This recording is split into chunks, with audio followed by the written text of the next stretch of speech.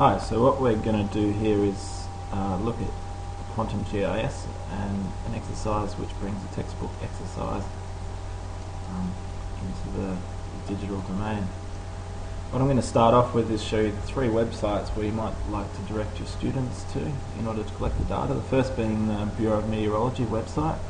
Can be found along the left hand side under climate, and what we've got is the vegetation index, which represents the amount of moisture in the vegetation, so it represents vegetation health. So what we've done is downloaded the grid data there. The next website is also within the Bureau of Meteorology, and it's the seasonal rainfall map, and what we've got is a shapefile which we've downloaded. Again, find it by the left hand side of the screen, mean rainfall, download the shapefile. Finally, we've got our base map, which is the Australia 1 to 3 million general reference map, which has a lot of topographical data. What you can do is download these prior to the lesson, or instruct the students where to get the data. It's probably a good exercise in getting students to validate their own data. Anyway, I've downloaded that all before we started, so what we'll do is get into the GIS side of it. From the link on the blog, I've downloaded Quantum GIS and opened it up, and what we have to do is load in the layers that we've downloaded. So first I'm going to introduce the vegetation layer that I downloaded. Secondly, I'm going to introduce the topographic data. There's a lot of different folders here. What we need is the framework, which shows the outline of Australia. And finally, what we need is the rainfall data, which we can find here. Okay, so all of the data is loaded in. We've already done our overlays in GIS. What we need to do now is represent that data so we can see all three layers in the overlay. Firstly, on the rain data, what we need to do is right click and click on properties.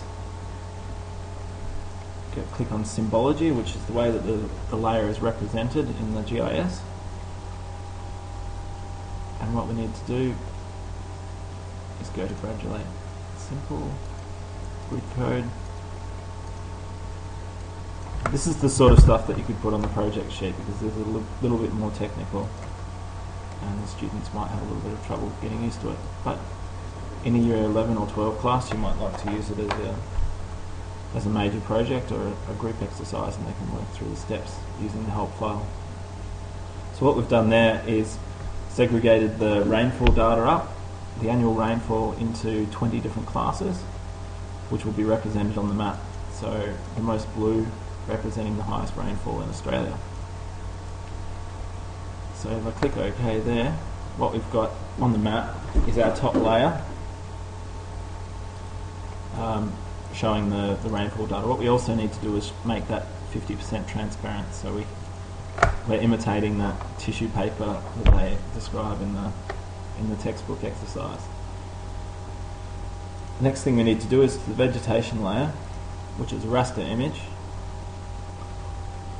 We need to make sure our maximum and minimum values for NVDI, which is the vegetation index, are within the normal values that you'd find in Australia, and that, from prior knowledge, is between 0 and 0.5. And that is all we need to do for that. We also need to